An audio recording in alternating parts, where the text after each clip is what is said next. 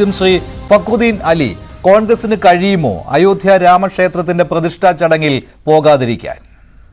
കഴിയുമെന്ന് എനിക്ക് തോന്നുന്നില്ല. കാരണം അത് ദേശീയ പാർട്ടിയല്ലേ. ദേശീയ പാർട്ടി ഇന്ത്യയിൽ ഇപ്പോഴും 19% വോട്ട് അവരുടെ കയ്യിലുണ്ട്. ഇപ്പോൾ BJP എന്തെങ്കിലും മണ്ടത്തരം കാണിച്ചാൽ അടുത്ത ഓപ്ഷൻ ഇന്ത്യയിലെ ജനങ്ങളെ സംബന്ധിച്ചിടത്തോളം കോൺഗ്രസ് തന്നെയാണ്.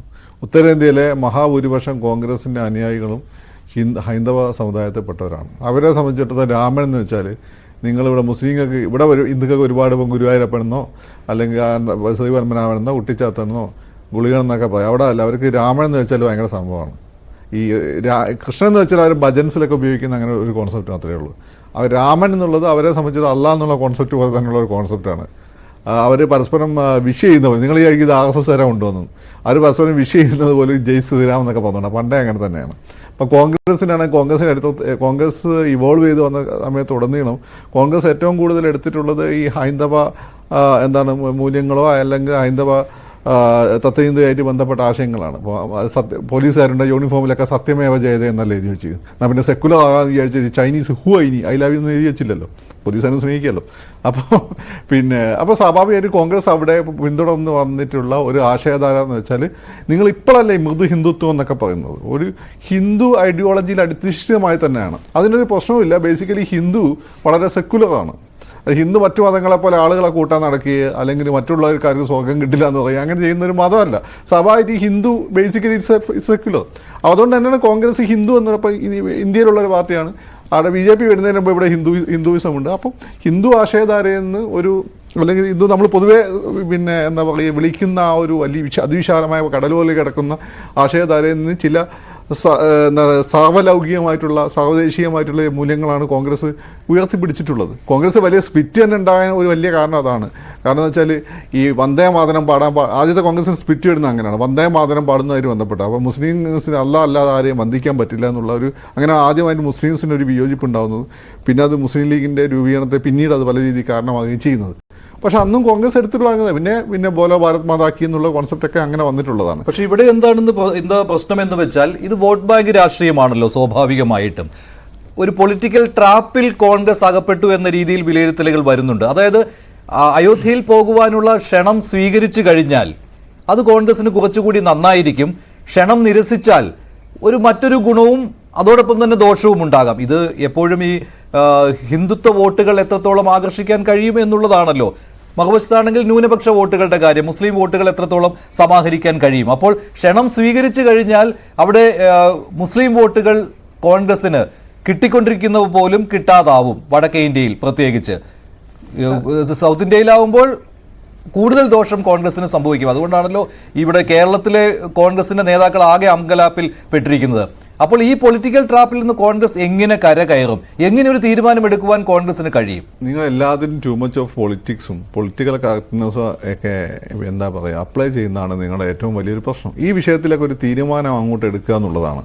ഈ തീരുമാനം എന്താണ്? ഇപ്പം RSS കഴിയുന്നില്ലല്ലോ കോൺഗ്രസിന്. അല്ല, അതാ ഞാൻ പറഞ്ഞത്, അങ്ങോട്ടാണ് ഞാൻ പറഞ്ഞു വരുന്നത്. കോൺഗ്രസിനെ സംബന്ധിച്ചിടത്തോളം ഈ എല്ലാ ഇലക്ടോറൽ കാൽക്കുലേഷൻ നോക്കിക്കൊണ്ട് എല്ലാ അർത്ഥത്തിലും ആ രീതിയിൽ മുന്നോട്ട് പോയത് അവരെ പരാജയത്തിനെ കാരണം. കോൺഗ്രസ് ഇന്നത്തെ അവസ്ഥയിലെത്താൻ കാരണം ഷബാനു കേസാണ്.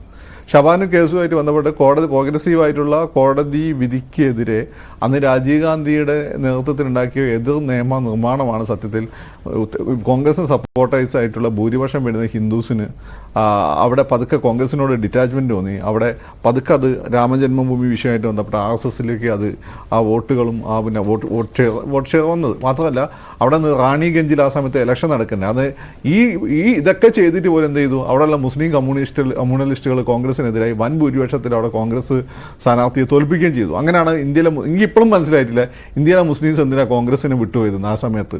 കാരണം എന്ന് വെച്ചാൽ രാജീവ് ഗാന്ധി അവർക്ക് അനുകൂലമായിട്ടുള്ള നിയമനിർമ്മാണമല്ലേ നടത്തിയിട്ടുള്ളത്.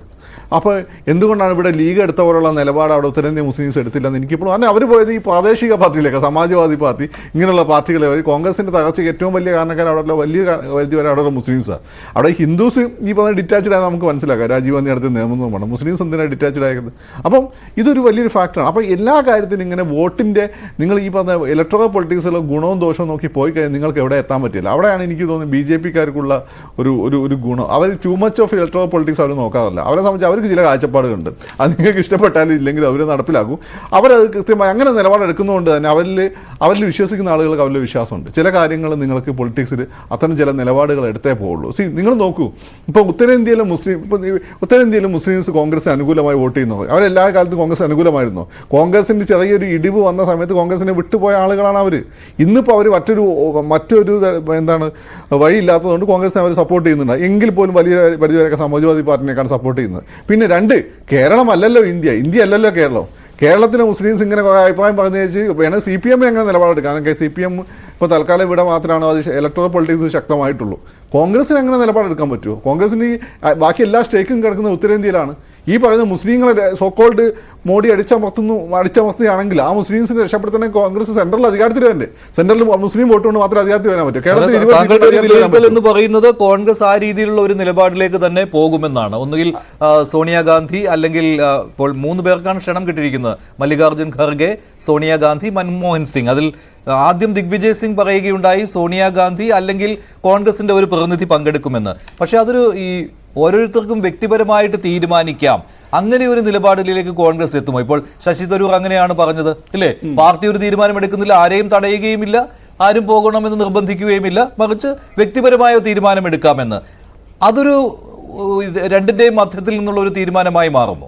അങ്ങനെയല്ല പ്രശ്നം. ഇതിന് നിങ്ങൾ മനസ്സിലായി. ഇന്ന് അയോധ്യയിൽ ഇപ്പോൾ ഉള്ള കാര്യം എന്താണ്? അയോധ്യയിൽ RSSകാർ അവിടെ പള്ളി കയ്യേറി ക്ഷേത്രം നിർമ്മിച്ചതല്ലല്ലോ. പള്ളി അവർ പൊളിച്ചു എന്നുള്ളത് സത്യമാണ്. അത് കഴിഞ്ഞ് കോടതി വ്യവഹാരങ്ങളിലൂടെയാണ് മുന്നോട്ട് പോയത്. അന്ന് നമ്മളെല്ലാവരും എത്തിയ കൺസെൻസസ് എന്താണ്? കോടതി വിധി എന്താണോ അത് അംഗീകരിക്കുന്നു. ഇപ്പോൾ RSSകാർ ആ പള്ളി പൊളിച്ചിട്ട് അവിടെ കോടതി നോക്കാതെ അവരൊരു ക്ഷേത്രം ഉണ്ടാക്കിയാണ് ശരിയാണ്, ക്ഷണിച്ചാൽ നമ്മൾ ആരും പോകേണ്ട ആവശ്യമില്ല. ഇപ്പം അതല്ലല്ലോ. ഒരു വിഷയം വരുമ്പോൾ എന്താ, അതിനല്ലേ കോടതികളും സംവിധാനമൊക്കെ, അതിനല്ലേ റൂൾ ഓഫ് ലോ എന്ന് പറയുന്നത്. അല്ലെങ്കിൽ ഞാനും നിങ്ങളായിട്ട് അടിച്ചു തീർക്കണം വിഷയങ്ങൾ, അതിനാണല്ലോ ഒരു റൂൾ ഓഫ് ലോ. ആ റൂൾ ഓഫ് ലോ ഇവിടെ ഉറപ്പുവരുത്താനുള്ള എല്ലാവരുടെയും ഉത്തരവാദിത്തം, എസ്പെഷ്യലി ആ ന്യൂനപക്ഷ സമുദായങ്ങളെ സംബന്ധിച്ച് അവരുടെ നിലനിൽപ്പിൻ്റെ കാര്യം കൂടിയാണ്. അതുള്ളതുകൊണ്ടാണ് നിങ്ങൾ ഈ പറയുന്ന ഈ RSSും പിന്നെ BJP ഒക്കെ എത്ര ഭീകരന്മാരാണെങ്കിൽ ഇതിനിടയിൽ നിങ്ങൾ നിന്ന് പോകുന്നത് ഈ ഒരു റൂൾ ഓഫ് ലോ നമ്മുടെ നാട്ടിലുള്ളതുകൊണ്ടാണ്. അപ്പോൾ നിങ്ങൾ ഇത്തരം നിലപാടുകൾ നിങ്ങൾ എടുക്കുമ്പോൾ നിങ്ങൾ റൂൾ ഓഫ് ലോ അംഗീകരിക്കുന്നില്ല എന്നുള്ളതാണ്. ഇത്തരം വിവരക്കേടുകൾ ഒരുപാട് കാണിച്ചിട്ടുണ്ട്. ഈ വിവരക്കേട് നന്നായിട്ട് BJP മുതലെടുത്തിട്ടുണ്ട്. അത് ഇനിയെങ്കിലും വിവരക്കേട് കാണിക്കാതെ തന്നെ ഇവർക്കൊക്കെ കൊള്ളാം.